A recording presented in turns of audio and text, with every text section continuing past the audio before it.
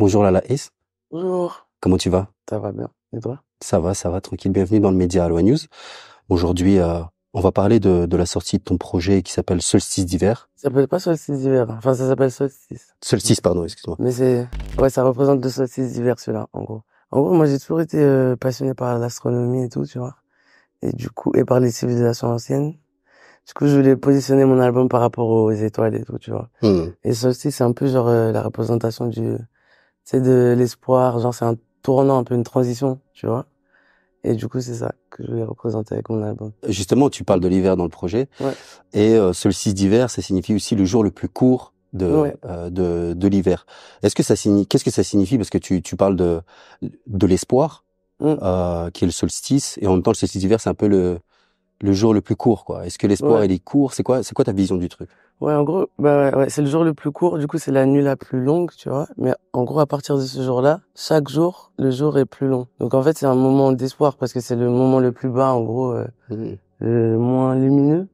Et après, ça fait que remonter. Donc tu vois, les beaux jours sont devant toi, en fait, à partir de là. Il y a, il y a quand même un côté très cinématographique dans ce projet et comment tu le défends aussi, visuellement. C'était quoi la volonté? Parce que quand je regarde, par exemple, certains extraits que tu as pu balancer, des vidéos, etc., on se dit c'est limite un truc un peu militant, quoi. En tout Mm. cas, il y a une posture un peu militante, une esthétique un peu militante. Ouais, j'aurais une dimension un peu militante. En vrai, genre moi, j'ai voulu représenter un peu comment je me sentais, moi, tu sais, dans le paysage musical, t'as vu? Et même comment je me sens même depuis que je suis petite dans la vie et dans la société un peu, tu vois. Et du coup, c'est toujours un peu été genre en marge, un peu différente, etc. Tu vois, par plein d'aspects de ma personnalité et tout, tu vois. Et ou ma sexualité, plein de trucs, tu vois. Hum, hum, hum. Mais et même aussi dans le rap, du coup, tu vois, moi je suis un peu, tu sais, dans ma case, je vois un peu comment les gens ils me perçoivent, tu vois. Et du coup, bah pour moi c'était une manière de représenter genre mon expérience à moi euh, dans euh, dans un film. Donc en gros la ligne, c'est tu sais, le gouvernement qui tout le monde est dans la norme et tout. Et Hum, le but, c'est mes potes, c'est ceux qui sont pas dans la norme et qui sont plein de hum, couleurs, tu vois. hum, hum, hum. Mm. Il y a, lors de notre dernière interview, justement, pour le projet d'avant, on a parlé un petit peu de ça et toi, tu disais que ton but aussi, les changements de société que tu voulais voir, c'était que la singularité de chacun devienne la norme. Est-ce que tu as vu une évolution dans le sens que tu veux défendre? Parce qu'il y a quand même pas mal de trucs qui ont évolué et de nouveaux débats qui sont arrivés, que ce soit Mm. dans le rap et aussi dans la société. Ouais, je sais pas. Pas trop. C'est vrai? Ouais, je pense que c'est un peu en surface. C'est pas encore très deep et c'est encore un peu euh, mal vu ou d'être différent, je trouve, comme, tu Hmm, vois. Donc, après, c'est normal, de toute façon, être différent, bah, c'est différent, du coup, tu vois. C'est la définition. hmm, hmm, Mais je pense que ça sera un peu toujours comme ça. Mais moi, en fait, j'aime bien avoir ce combat, en fait. Je le trouve assez aussi spirituel, tu vois, l'album, en vrai, tu vois. hmm, Genre, même si c'est pas, genre, religieux, c'est spirituel par rapport au soleil aussi, tu vois. hmm, C'est un album d'espoir, en fait, tu vois, hmm, dans un hmm. monde sombre. T'as pas mal de skills dans ce projet et dans l'intro, il y a une voix qui dit que vos émotions sont prévisibles, ils sont néfastes, etc., etc. La question que j'aimerais te poser, c'est quoi ton rapport aux émotions? En fait, Qu'est-ce que tu t'en sais, fais? quand il y a ça dans l'intro, en gros, c'est la voix du gouvernement qui dit ça aux gens tu vois, de la société de pas ressentir d'émotions, de pas ouvrir les yeux et de juste se laisser guider par le gouvernement, tu vois. Donc c'est un Hmm, peu genre c'est un truc comment dire, c'est ironique en fait, hmm, tu vois. Donc c'est la représentation de ce que je pense, ce que veut la société maintenant sur la masse, tu vois. hmm, Et euh, et du coup moi j'essaie de contrer ça, tu vois, avec l'album et avec tout l'univers que j'ai développé. Tu vois ce que hmm, je veux dire? Mais les émotions c'est super important, c'est ça, c'est la musique, c'est la base de ça, tu vois. hmm. Mm.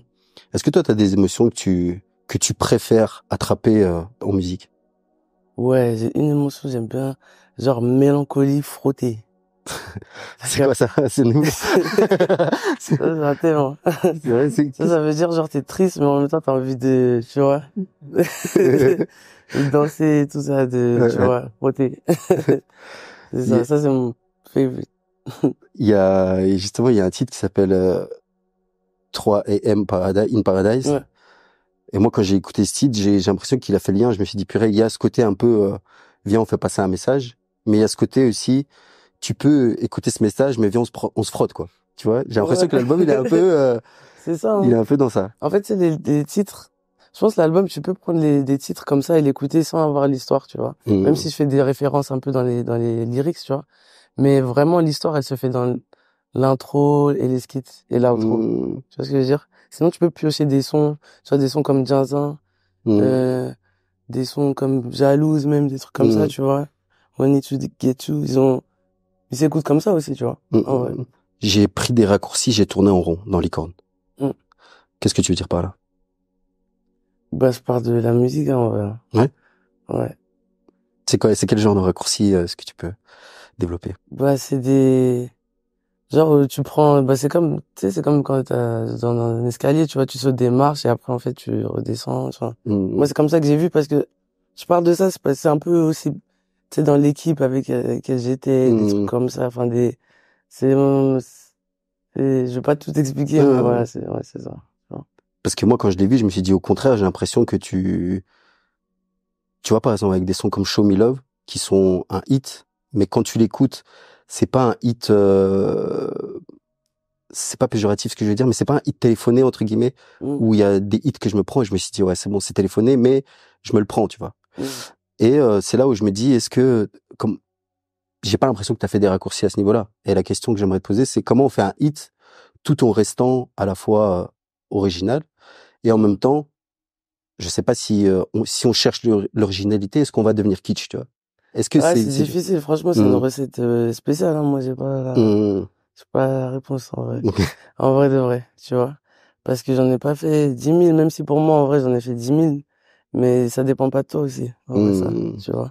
C'est pas un secret de polichinelle, le fait de savoir que t'es homosexuel, etc. Je sais pas si c'est comme ça qu'on dit. Mais t'as jamais fait t'en as jamais fait du marketing, entre guillemets. Est-ce que tu peux m'expliquer cette démarche-là? Et est-ce que ça peut être aussi un piège ou pas, en tant qu'artiste, je veux dire? Ouais, je pense que ça peut être un piège. Tu sais, moi, quand j'ai commencé Vacances et Vues, par exemple, la dernière fois, quand j'ai sorti mon album, là, Everything Tasteful, en fait, je pense que c'était la première fois un peu qu'on voyait une meuf qui parle de meuf, genre, aussi ouvertement, tu vois, dans le rap français. Et du coup, la presse et tout, ils ont kiffé. Tu vois, ils en ont fait un peu, genre, un étendard et tout, tu vois, une icône et tout de ça. Tu vois. Et après, moi aussi, je capte parce que je parlais beaucoup de ça, en vrai. Tu vois, c'était mon sujet favori quand même. Mélancolie frottée, quoi. Voilà. Tu vois. Explicite. Mais, enfin, même pas tant explicite que ça, en vrai, tu vois. Mais, et du coup, je pense que ça m'a quand même mis dans une case.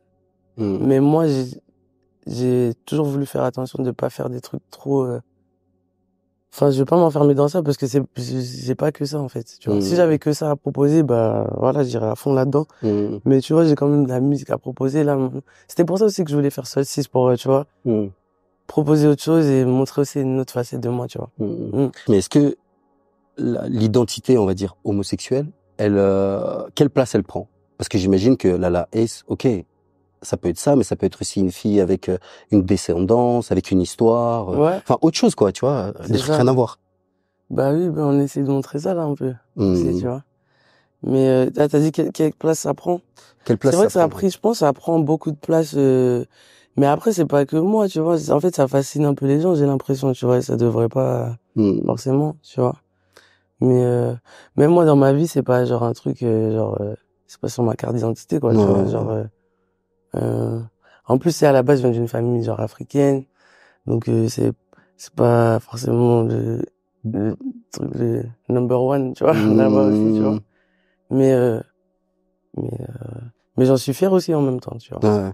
Donc c'est un équilibre à garder, c'est difficile, tu vois. Mais... Toi, tu disais voilà, moi je viens d'une famille africaine. Comment ça se passe ça? Comment ça s'est passé? Le fait de le dire, parce que maintenant on te voit, j'ai l'impression que tu as l'air beaucoup plus accompli et que tous ces trucs-là ils sont passés, tu vois. Que c'est des steps que tu as dû passer, etc. Mais au début, c'était comment?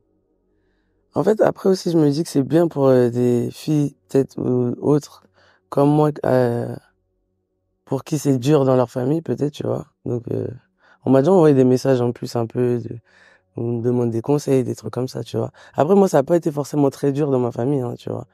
Mais il y a eu quand même un moment où il fallait le dire et en parler. Bien sûr. Tu vois. Ça s'est bien passé, ça. C'est pas le cas pour tout le monde, en vrai, tu vois. C'est quoi les conseils que tu donnes, par exemple? Aux gens où pour lesquels c'est peut-être plus compliqué ou plus, Moi, je dis que c'est pas obligé. T'es pas obligé de faire ton coming out, là, demain, comme ça, tu vois. En fait, je pense que, enfin, faut jauger, faut voir, vraiment comment c'est avec ta famille, tout ça. Enfin, c'est pas, en fait, je pense qu'il faut comprendre aussi les gens pour qui c'est pas forcément, genre, évident, ce style de vie et tout, tu vois.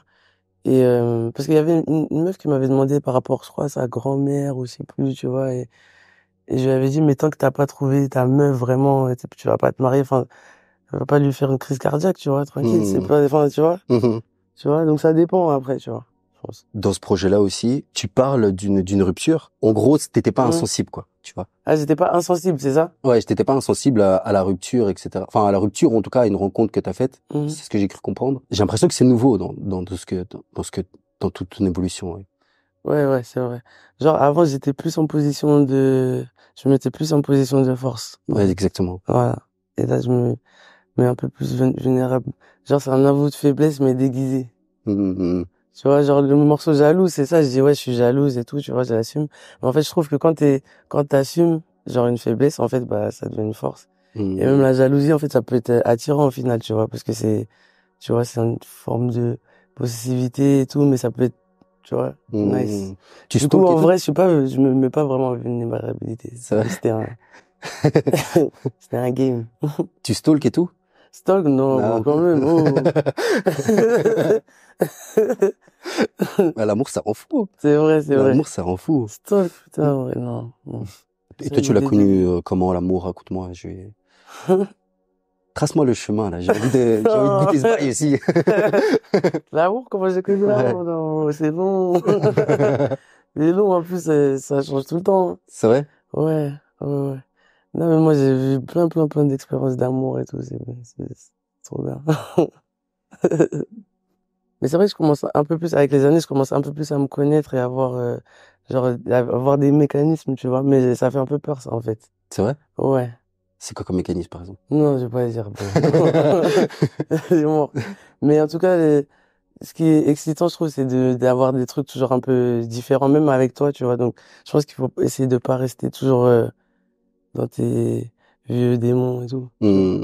Parlant de l'amour, en fait, il y avait un mec qui avait dit, c'était pour savoir ta conception aussi de ça, qui disait que finalement, l'autre, quand on aime l'autre, c'est pas qu'il existe pas vraiment. Enfin, il existe, mais sans exister vraiment, dans le sens où l'autre te permet c'est un miroir qui te révèle ta capacité d'aimer. Et c'est ça que tu aimes, quelque part, tu vois. C'est qu'à travers l'autre, tu te rends compte qu'en fait, t'as de l'amour en toi et que il te renvoie ce truc-là. Ouais. Tu vois ce que je veux dire? Je crois que c'est Camus qui a dit ça, non, un truc comme ça. Je crois.